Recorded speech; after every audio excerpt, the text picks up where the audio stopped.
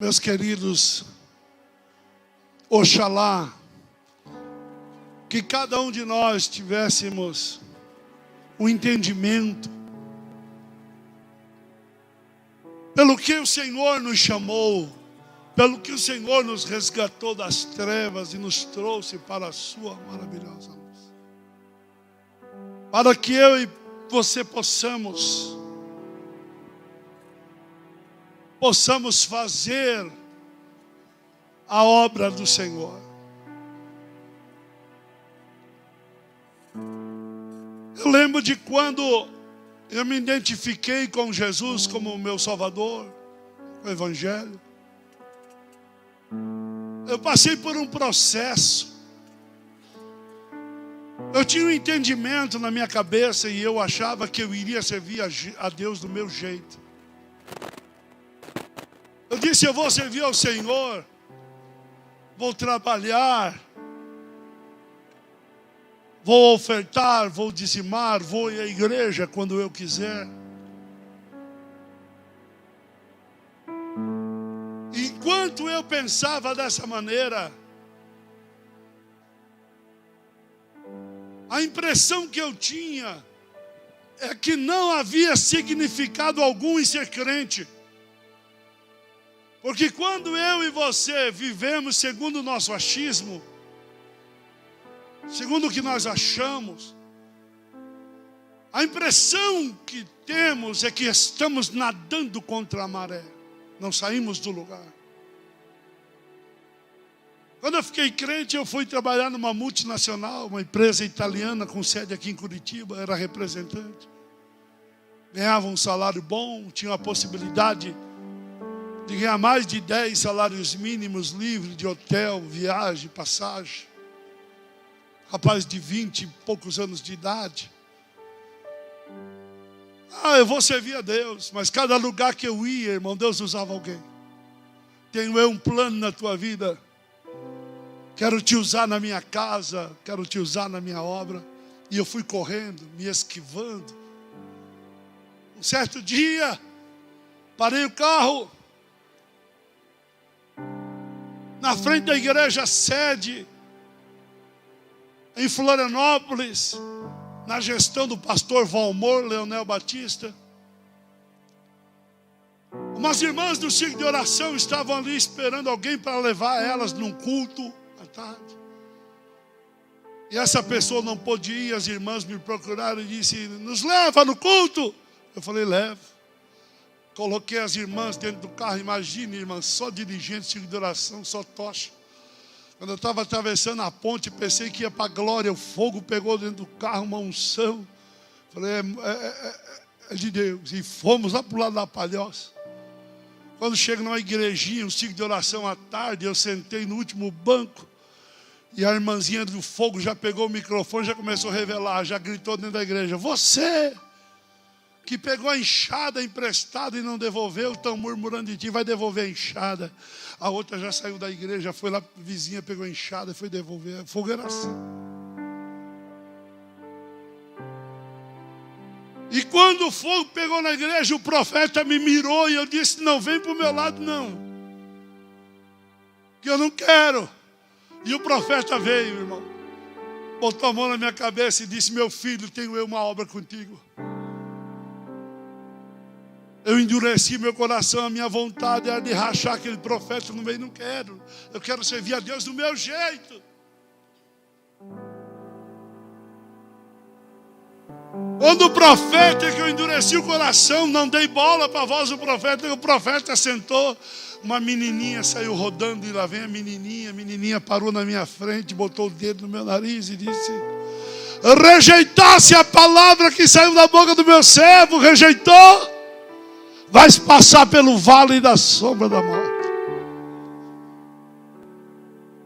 30 dias depois, a minha mãe está aqui comigo. Eu perdi emprego, perdi carro, perdi tudo. Eu dormi, nunca fui assim, dormi num sono, chegando em Lages, acordei debaixo de um caminhão. E quando alguém parava o carro e dizia, o que aconteceu com esse carro? Aí eles diziam, aquele grandão ali, ó, saiu de dentro desse carro. Não acredito que esse homem desse tamanho saiu de dentro desse carro. Perca total. Porque Deus é assim, irmão, Ele nos dá. Ele vai nos dando tempo. Mas se tem uma coisa que Deus não dá para o homem e para a mulher, é o direito de correr da sua chamada. Nem que você vai parar no ventre de uma baleia. Irmãos, Ele fechou todas as portas. Todas. Fui eu morar na casa da minha mãe, ela está aqui sentada num quartinho. E quando eu queria alguma coisa, ir para a cidade, eu dizia: mãe, me dá um dinheirinho. Aí ela me dava uns passes de ônibus, me dava um dinheirinho para mim comer. Eu falava: vou procurar um emprego. Aí eu saía de casa, mas parece que eu ia indo contra aquela tempestade de vento soprando contra. E um dia eu pego o ônibus lá no Campeche, no bairro do Campeche, e vou para o centro. Quando eu desço no terminal, o antigo terminal era para atravessar a Praça 15, assim, para poder entrar no centro da cidade. Quando eu estou assim, que eu boto o pé na Praça 15, um culto, eu quero trabalhar. Eu falei: só que faltava, tem crente ali, eu vou por aqui, não, eu vou por ali. Quando eu pensei assim, irmão, eu endureci, eu falei: eu vou passar no meio dos crentes. Aí dei um passo e fui. Quando eu fui no meio dos irmãos, o profeta pulou em cima do banco da praça e gritou: volta, a porta está fechada, assim te diz o Senhor. Eu peguei, parei, me arrepiei todo, parei dentro do mesmo ônibus que eu fui, eu voltei. Fui chorando até no Campeche. Imagine uma marmanjão desse tamanho, 23 para 24 anos. Fui chorando até no Campeche. Entrei dentro da casa da minha mãe, falando: é que tem uma mala, uma bolsa. Ela falou: ali, o que você vai fazer? Eu falei: vou voltar lá onde eu parei. Vou voltar lá onde eu deixei de fazer a vontade de Deus. E a partir de então, logo já não sou mais eu quem vive. A partir de hoje é Ele que vive em mim. Uramaia, Ulabacalabaia. Me entreguei para Ele, fui fazer a vontade dEle. Até hoje estamos pregando. Tem gente que olha para mim e diz: pensa no moço para pregar, é o pastor Rovani. Mas tem uns que dizem assim: não prega nada não. Eu não estou nem aí com a opinião pública. Se acha que eu prego, eu prego. Se achar que eu não prego, eu prego do mesmo jeito. E o nome de Jesus é glorificado. Quantos creem assim? Levanta a mão e adora a Deus. Eu sinto pelo Espírito. O tema desse trabalho fala no capítulo de número 13, verso de número 10. Mas o capítulo de número 13, verso de número 1, começa-se esse capítulo, Jesus e seus discípulos saindo do templo. Diz a palavra que eles, saindo do templo, eles vão até o Monte das Oliveiras, de frente ao templo. E os discípulos chegam para Jesus e dizem para Jesus: mas que pedras são essas? Que edifício, que edificação é essa? Que templo é esse? Para você ter uma noção, o templo em Jerusalém, todo revestido de mármore branco e partes em ouro, foi construído por Herodes o Grande, o terceiro templo. Esse era o terceiro templo que Jesus, nos tempos de Jesus. Primeiro templo foi construído pelo rei Salomão e destruído por Nabucodonosor. Segundo templo foi construído por Esdras, Zorobabel.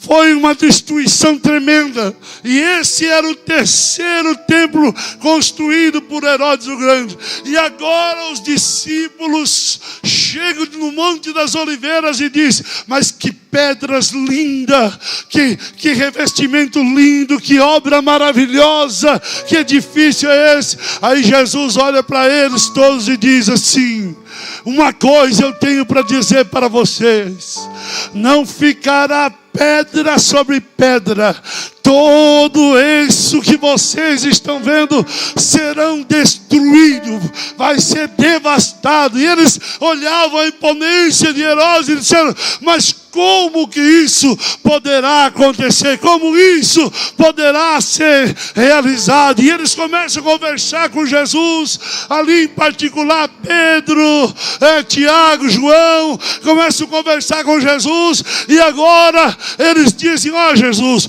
o Senhor falou que isso aí vai ser tudo destruído, esse templo não existirá mais, mas quando é que estes sinais, quando vai acontecer?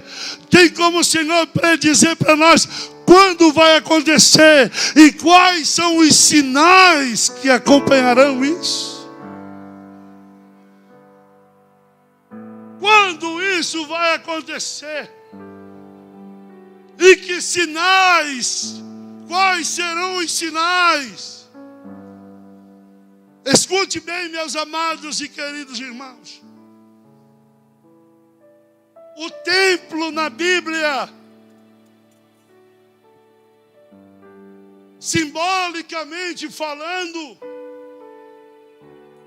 antes de Jesus vir à terra e morrer por mim e por você, era a única ligação no mundo espiritual entre o homem e Deus. Mas cada um que edificava, queria edificar algo mais lindo, mais belo.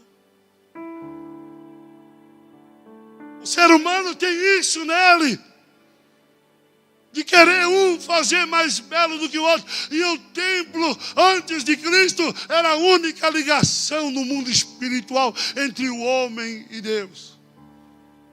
Mas o ser humano,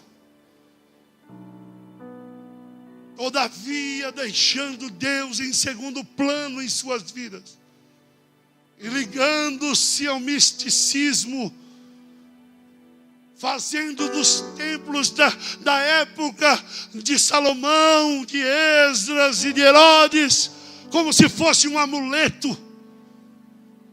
E Deus dizendo: vocês estão desviando-se dos princípios que eu vos ensino. Havia uma má conduta dos próprios sacerdotes, da teologia pregada na época, a maneira implantada. Quando Jesus veio, a primeira coisa, ele chegou, deu uma olhada no templo, deu uma olhada no que estava acontecendo, deu uma olhada no que estavam pregando e foi embora. A segunda vez que Jesus veio para Jerusalém, no templo, ele pegou um azorrague e foi diante dos cambistas do que estavam fazendo, vendendo indulgência, vendendo coisas, e botou todo mundo para correr. E a terceira vez que ele vai, que ele sai de lá, ele joga uma sentença dizendo: não ficará pedra sobre pedra, tudo será destruído. Porque essa humanidade tem que entender, eles têm que conhecer verdadeiramente o Deus que criou os céus e a terra, aquele que fundou toda a humanidade. Irmãos, o que mais me toca, o que mais toca-me nesse texto, foi o encanto dos discípulos. A beleza construída pela mão do homem. Porque nós, irmãos, somos tendenciosos. Como acabaram de dizer aqui no culto nessa noite, estamos vivendo um conforto, estamos abençoados. Não, nós temos igreja para ir congregar, temos poltronas com espuma injetável, temos ar-condicionado, estamos bem, estamos, está tranquilo, temos um bom templo. Mas a nossa vida de intimidade para com Deus está longe da beleza que eu e você estamos vendo hoje. E muitas vezes eu e você, por termos sido abençoados por Deus, Deus, Ele vela pela sua palavra. A Bíblia diz que vai passar o céu vai passar a terra, mas a palavra dele não há de passar. E Deus abençoa. Deserto não foi feito para nós vivermos nele. Todos passam pelo deserto. Todos são moídos, são quebrados. Deserto é lugar de trajetória. Hoje Deus tem nos abençoado. Me deu uma família, me deu um ministério. Deus tem me abençoado. Os que me convivem comigo sabem. Mas, irmãos, eu paguei o preço. Tem pessoas que olham para o pastor Rovani e não entendem. Mas quando eu deixei a casa de minha mãe para viver o que Deus queria que eu vivesse, eu fui para o campo missionário. Eu trabalhei 3 anos na missão pelo prato de comida. 3 anos na missão pelo prato de comida. Eu me dei a obra. Eu me dei a chamada, eu me entreguei ao Senhor, mas a Bíblia diz, nunca despreze o dia de humilde começo. Irmão, viver pela fé. Nosso irmão que está aqui na primeira cadeira, fique em pé, querido, só fique em pé onde você está. Estatura mediana, dá uma olhada para ele, estatura mediana, pode sentar, querido. Agora, viver pela fé do meu tamanho, imagine. Quando eu ganhava um terno, vinha na canela. Quando eu ganhava, eu parecia o Mazarope. Olha aqui, ó. Quando eu ganhava um terno, eu vivia na está rindo porque não era contigo. Olha aqui, ó. O terno era assim. Mas eu, cheio do Espírito Santo, dizia: Deus vai me honrar. Deus vai me abençoar. Deus vai fazer a obra. Deus vai abençoar de uma maneira maravilhosa. Porque Deus, Ele leva nós lá no limite.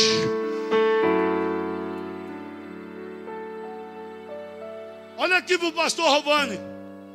Você que ouve Deus falar contigo, que você tem um plano, que Deus tem um plano, uma chamada, algo contigo, e você muitas vezes questiona, mas vamos deixar para o segundo plano, né? Vamos deixar. Peça a Deus que Ele não permita você ir lá no limite.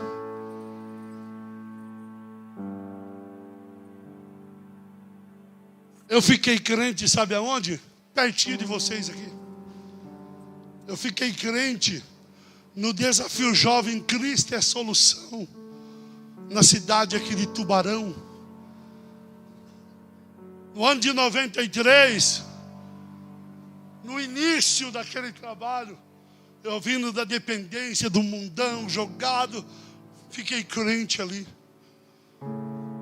Eu voltei ali e disse: eu vou me entregar para Jesus e vou trabalhar na obra.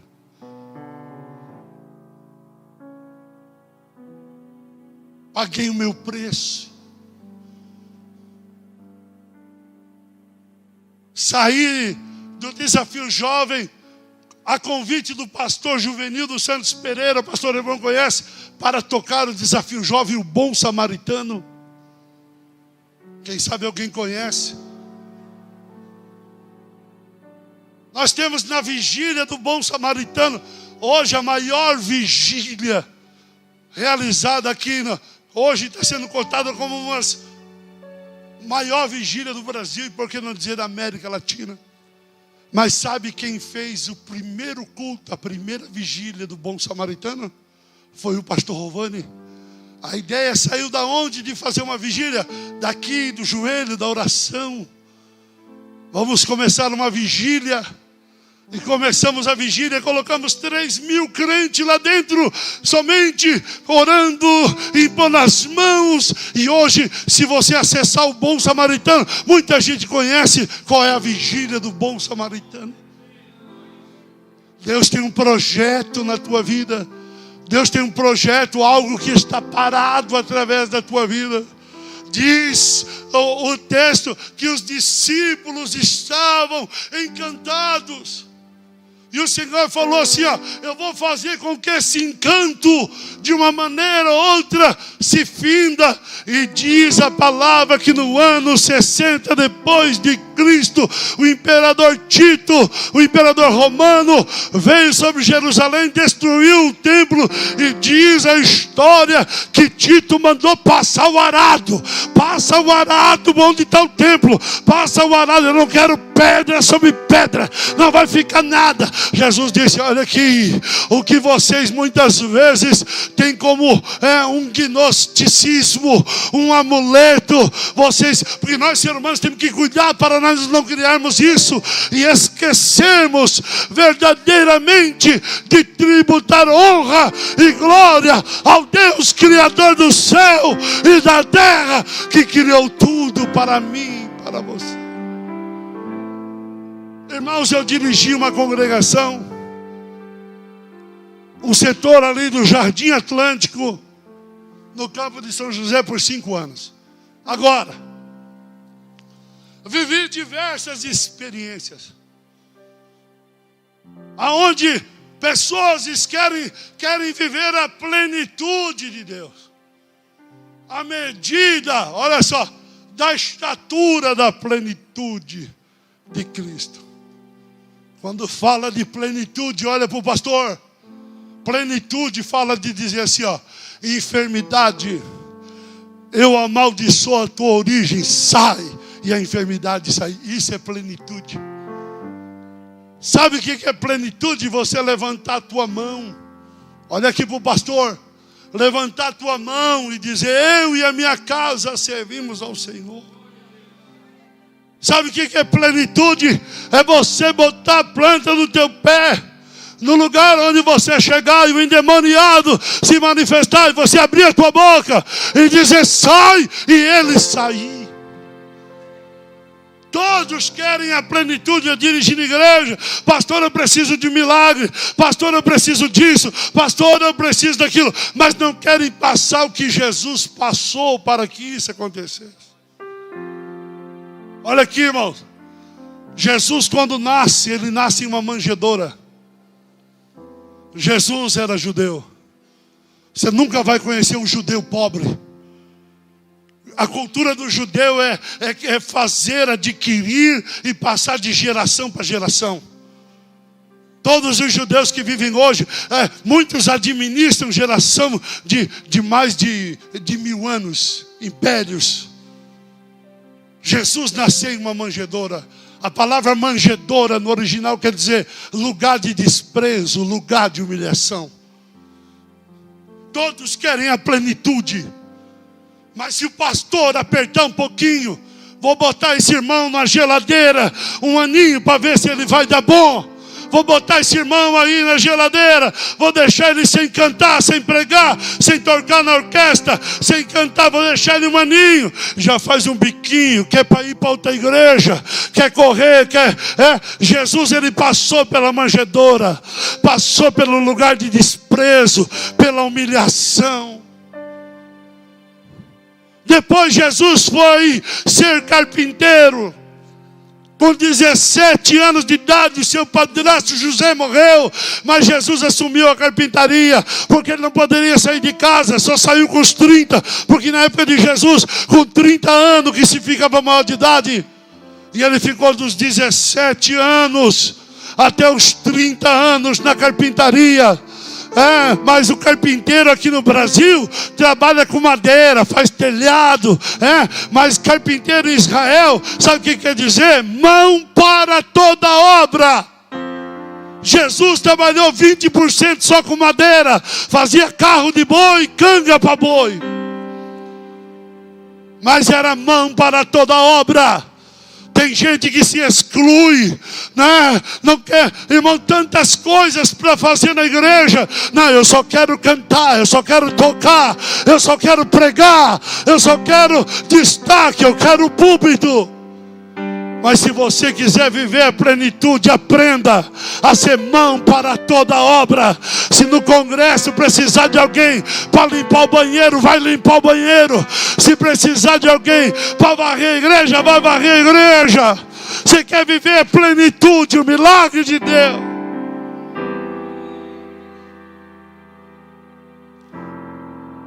Estamos vivendo uma época de crentes em si mesmados, arrogantes, donos de si mesmo, longe dos milagres, longe da sobrenaturalidade, longe do que Deus tem para a vida dele.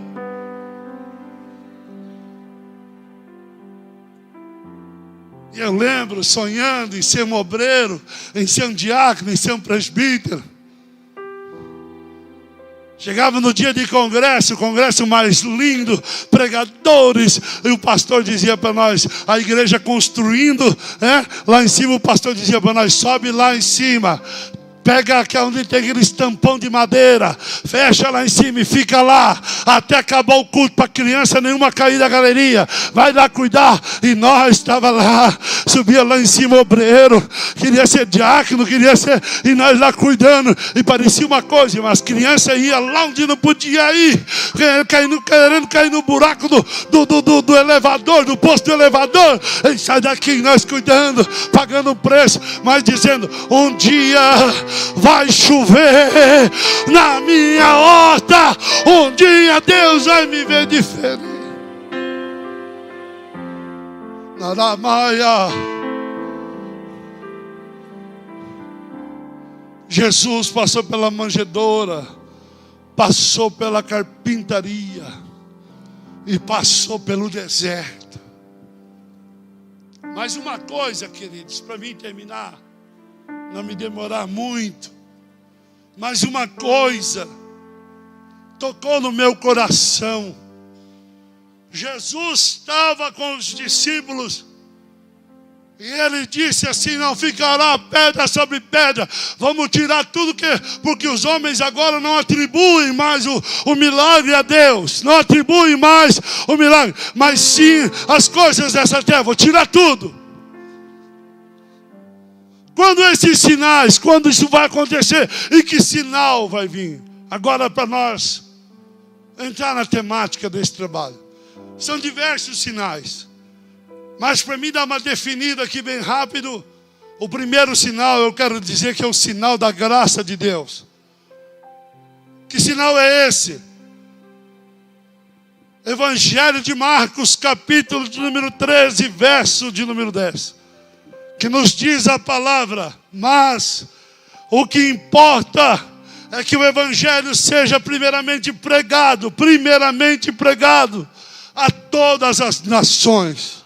A Bíblia não fala a todo mundo. Muita gente tem o ditado em dizer que todo ser humano vai ouvir o Evangelho. O Evangelho ele vai chegar a todas as nações. E até disseram para mim, varão, disseram para mim, não, Jesus não vai vir não. Tem muita gente que não ouviu ainda. Tem gente escondida no meio da Amazônia, no meio do mato, que nunca vão achar. Jesus não vai vir. Ele não falou que o Evangelho será pregado a todo ouvido. Ele falou que o Evangelho será pregado a todas as nações. E hoje nós estamos vivendo dias aonde o Evangelho tem chegado a todas as nações.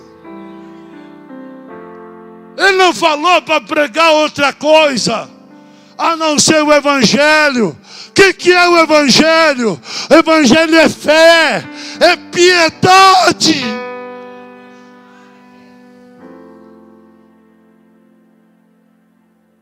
A Bíblia diz que sem fé é impossível agradar a Deus. Mas nós estamos vivendo dias, pastor, de coração endurecido.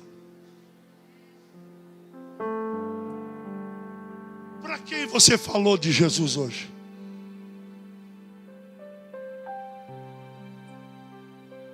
Para quem você falou de Jesus hoje? Irmãos, eu não sei se eu disse isso nessa igreja a última vez que eu estive aqui, mas eu vou dizer agora. Eu estava pregando aqui na Grande Porto Alegre. Pastor Adalberto Dutra. Isso faz uns 10 anos atrás ou mais. E quando eu preguei naquele congresso, acabei de pregar, chegou um irmãozinho para mim. É forte o que eu vou te falar aqui agora. Chegou um irmãozinho para mim e disse: pastor, o irmão assim já de 70 para 80 anos, bem escurinho, baixinho, disse para mim assim: o Espírito Santo manda eu te dizer algo, ensinar algo para você que você nunca fez. Aí eu olhei para o irmão e falei: como é que esse irmão sabe que eu nunca fiz, se ele não me conhece? E eu faço minhas as palavras do irmão. Eu vou te dizer algo para você fazer que você nunca fez.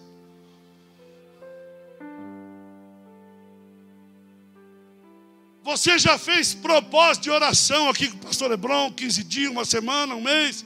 Já fizesse propósito de leitura da Bíblia?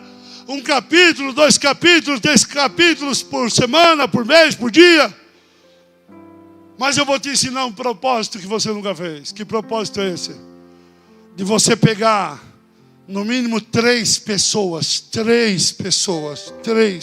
por dia, olhar para ele e dizer para ele assim: ó, Jesus te ama, tem um plano na tua vida e Jesus pode mudar a tua história.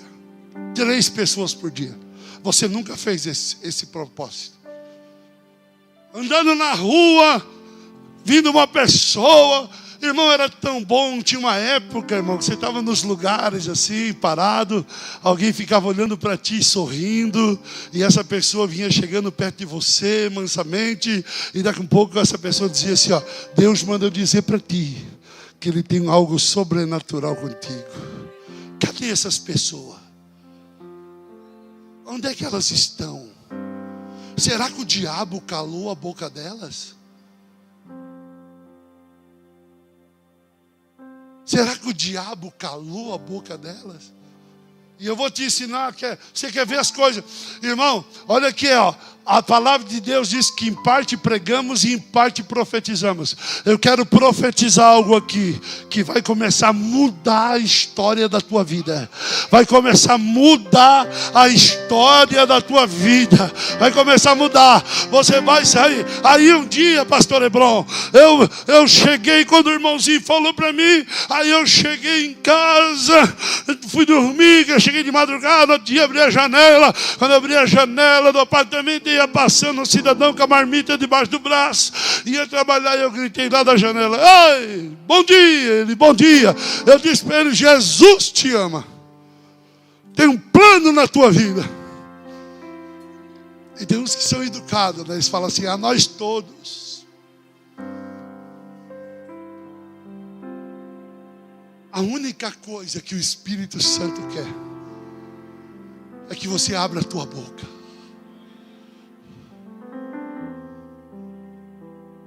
Irmão, isso começou a contagiar. Já desci no prédio, já tinha uma mulher limpando o corredor. Ali, eu olhei para ela: bom dia, como é que tu está? Jesus tem um plano contigo. Jesus é a solução da tua família. Jesus pode resolver teus problemas. Quem sabe ela olhou e falou assim: moço, nunca me falou isso? Esse moço nunca me disse isso. E já saí na rua, fui embarcar no carro, já chegou outro. Eu já disse para ele: Jesus te ama, tem um plano contigo. Irmão, isso vai movendo a gente. Isso aí vai movendo. Aí um dia eu saio pregar. Já vou terminar. Saio pregar. Aí volto. Quando eu volto no portão do prédio, o porteiro disse: Romani, tem um moço que está vindo aqui desde sexta-feira, viajando na sexta. Quer falar contigo.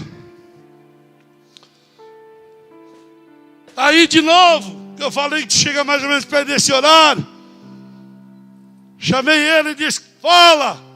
Ele disse assim: olha aqui, pastor, lembra quando tu falou para mim que Jesus me amava, que Jesus tinha um plano comigo, que Jesus tem algo na minha vida? Eu falei: lembro. Rapaz, eu não consigo dormir mais, eu não consigo mais dormir, eu vou tomar banho. Uma voz fala: eu te amo, tenho um plano contigo. Ele olhou assim: eu quero conhecer esse Jesus, eu quero aceitar ele. Eu vim aqui. Eu falei: dobra o teu joelho. Anaracalabaia, alabachandaraia. Eu estou sentindo que Deus tem algo diferente para alguém aqui nessa noite. Eu estou sentindo que Deus tem algo para mudar a tua história. Olha bem o que eu vou dizer para você. O conjunto pode se colocar aqui para cantar o conjunto. Olha bem o que eu vou dizer aqui para você nessa noite, em nome do Senhor Jesus. Olha bem para o pastor e não esqueça o que eu vou te falar. Toda ação tem uma reação. Toda ação tem uma reação. Sede fiel até o fim. A reação é receber a coroa da vida. Buscar em primeiro lugar o meu reino, a sua justiça. Ação. E a reação é: as demais coisas eu vos darei. Olha aqui para o pastor Giovanni. O inimigo da tua alma quer que você fique parado.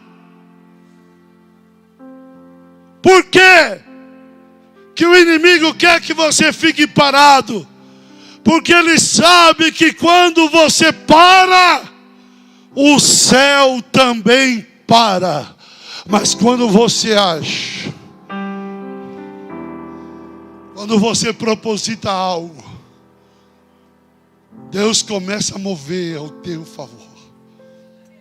Se coloque em pé comigo nessa noite. Quem conhece a história dos leprosos no portão de Samaria? Estavam tomados da lepra. Os sírios haviam sitiado Samaria, a ponto de uma cabeça de jumento valer mais de 100 ciclos de prata. Os leprosos estavam no portão. E um olhou para o outro e disse assim: se eu ficar parado aqui, vamos morrer. Vamos, quem sabe, vamos até o arraial dos Sírios. Vamos lá, quem sabe, confrontar. Vai que acontece alguma coisa. Só em eles propositarem fazer algo, Deus mandou um som. Enquanto eles caminhavam rumo ao arraial dos Sírios, Deus mandou um som de carros e cavalos. Deus mandou um som sobrenatural. Os sírios disseram: os inimigos vieram contra nós, bateram em retirada.